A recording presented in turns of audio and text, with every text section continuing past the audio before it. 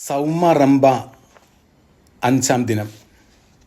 വലിയ ഉപവാസത്തിൻ്റെ 5-ാമത്തെ ദിവസത്തിലാണ് നാം. മോശ ഇസ്രായേൽ ജനത്തെ കാനാൻ ദേശത്തേക്ക് നയിച്ചതുപോലെ, ദൈവത്തെ ആരാധിക്കാനായി അവരെ നയിച്ചതുപോലെ, ഈശോയോടൊപ്പം നമ്മൾ കാൽവരി മലയിലേക്ക് നടക്കുകയാണ്. അവനോടൊപ്പം ബലിയായി തീരാൻ, അവനോടൊപ്പം ഉത്ഥാനം ചെയ്ത് മഹത്വത്തിൻ്റെ മക്കളായിട്ട് തീരുവാൻ. ഈ പരിശീലന കാലഘട്ടം അർത്ഥപൂർണമാക്കുന്നതും ഫലദായകമാക്കുന്നതിനുമായി 3 മാർഗങ്ങൾ സഭ സുവിശേഷത്തിലൂടെ നമ്മെ പഠിപ്പിക്കുന്നു. ഉപവാസം, പ്രാർത്ഥന, ദാനധർമ്മം. ഇതിൽ ഉപവാസത്തെക്കുറിച്ച് നാം പരിചിന്തനം ചെയ്തു കഴിഞ്ഞു. സുവിശേഷത്തിൽ ഇതേക്കുറിച്ച് വളരെ ഭംഗിയായിട്ട് പറയുന്നുണ്ട്. മത്തായിയുടെ സുവിശേഷം 6-ാമത്തെ അധ്യായം 5 മുതൽ 8 വരെയുള്ള വാക്യങ്ങൾ പ്രാർത്ഥനയെക്കുറിച്ച് വളരെ ഭംഗിയായി നമ്മെ പഠിപ്പിക്കുന്നു.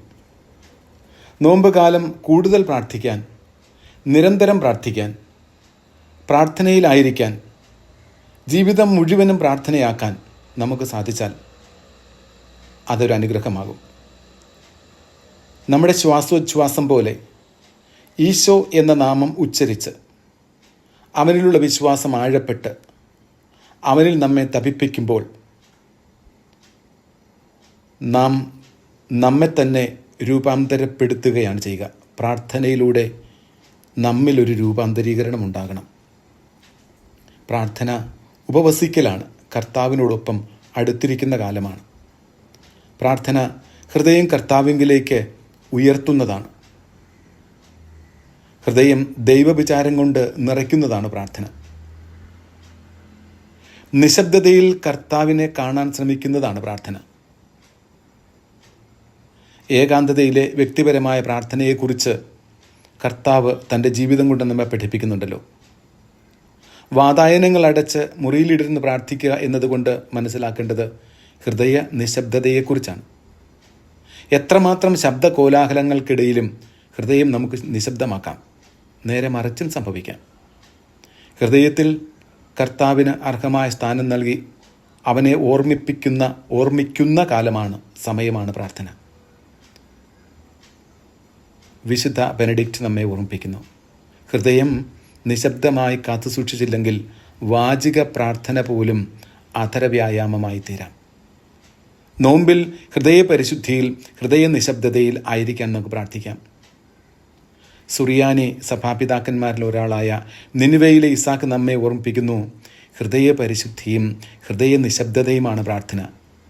അതിനായി നമുക്ക് നോമ്പുകാലം ഉപയോഗിക്കണം.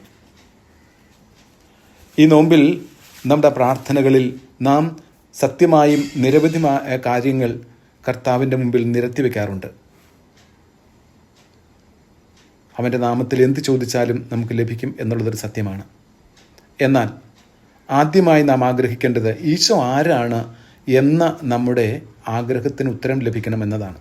നാം ചോദിക്കണം, കർത്താവേ, നീ ആരാണ്? നീ എനിക്ക് ആരാണ്? നീ എനിക്ക് മനസ്സിലാക്കി തരണമേ എന്ന്. പത്രോസ് അവിടുത്തോട് ഉത്തരം പറഞ്ഞല്ലോ, നീ ജീവനുള്ള ദൈവത്തിൻ്റെ പുത്രനായ മിശിഹായാണ് എന്ന്. കുരിശുമരണോത്ഥാനങ്ങളിലൂടെ നാം അവനോടൊപ്പം കടന്നു പോകുമ്പോൾ നമുക്ക് ഈ വിശ്വാസം ആഴപ്പെടണം, കർത്താവെ, നീ ദൈവപുത്രനും ഏകരക്ഷകനും ആണ് എന്ന്. പ്രാർത്ഥനയിൽ നമുക്കുണ്ടായിരിക്കേണ്ട മനോഭാവം ആർക്കു വേണ്ടി, എന്തിനു വേണ്ടി, എന്താണ് പ്രാർത്ഥിക്കേണ്ടത് എന്നാണ്. നമ്മുടെ പ്രാർത്ഥന പുസ്തകം മറ്റുള്ളവരാകണം. അവരനു വേണ്ടി പ്രാർത്ഥിക്കുമ്പോൾ നമുക്ക് വേണ്ടി തന്നെയാണ് നാം പ്രാർത്ഥിക്കുന്നത്. അവൻ്റെ ആഗ്രഹങ്ങളും അഭിലാഷങ്ങളും ദൈവത്തിനു മുമ്പാകെ നമുക്ക് സമർപ്പിക്കാം. അതോടൊപ്പമാണ് നമ്മുടെ ഉത്തരവാദിത്വത്തെക്കുറിച്ചുള്ള ബോധ്യം. Inflaming the responsibility in our heart is prayer. നമ്മുടെ ഉത്തരവാദിത്വത്തെക്കുറിച്ച് നമ്മുടെ ഹൃദയത്തിൽ നാം ജ്വലിക്കുന്നവരാകുമ്പോൾ അത് നമ്മുടെ പ്രാർത്ഥനയായി മാറും. എല്ലാ പ്രാർത്ഥനകൾക്കും മകുടമാണല്ലോ വിശുദ്ധ കുർബാന. ഈശോ മിശിഹ നമുക്ക് വേണ്ടി ഒരിക്കൽ കൂടി കാൽവരിയിലെ ബലി പരിശുദ്ധമായ താരയിൽ അർപ്പിക്കുന്നു.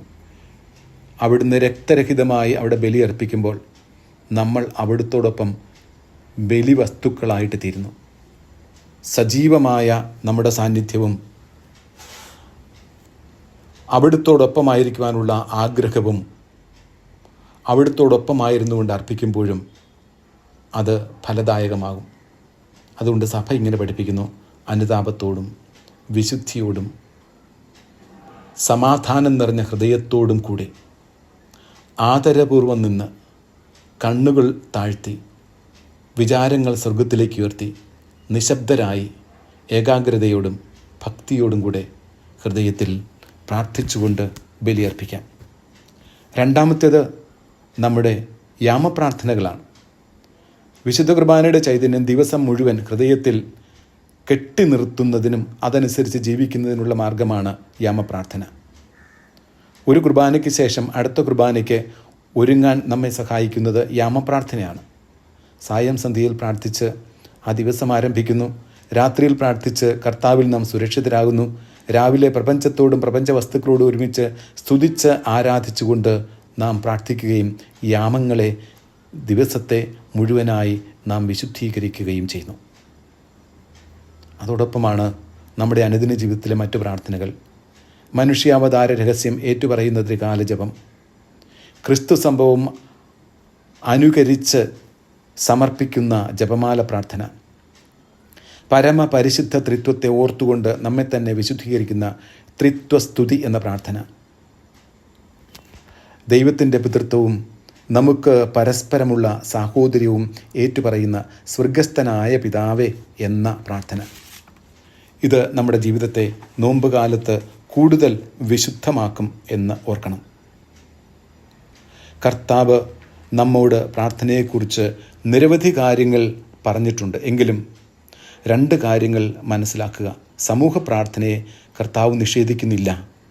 വ്യക്തിപരവും രഹസ്യവുമായ പ്രാർത്ഥന അവിടുന്ന് ആഗ്രഹിക്കുന്നെങ്കിലും സമൂഹ പ്രാർത്ഥനയെ അവിടുന്ന് നിഷേധിക്കുന്നില്ല.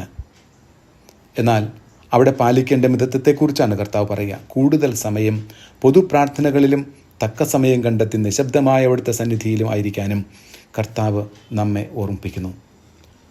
വ്യക്തിപരമായും സമൂഹമായും നമുക്ക് കർത്താവിൻ്റെ സാന്നിധ്യം അനുസ്മരിച്ചുകൊണ്ട് അനുഭവിച്ചുകൊണ്ട് അവിടുത്തോടൊപ്പം ഹൃദയ നിർമ്മലതയോടുകൂടി അവിടുത്തെ ഹൃദയത്തിൽ പ്രതിഷ്ഠിച്ചുകൊണ്ട് യഥാർത്ഥ സ്ഥാനം ഈശോയ്ക്ക് നൽകിക്കൊണ്ട് അവിടുത്തോടൊപ്പം കാൽവരി മലയിലേക്ക് നമുക്ക് നടന്ന് കയറാം.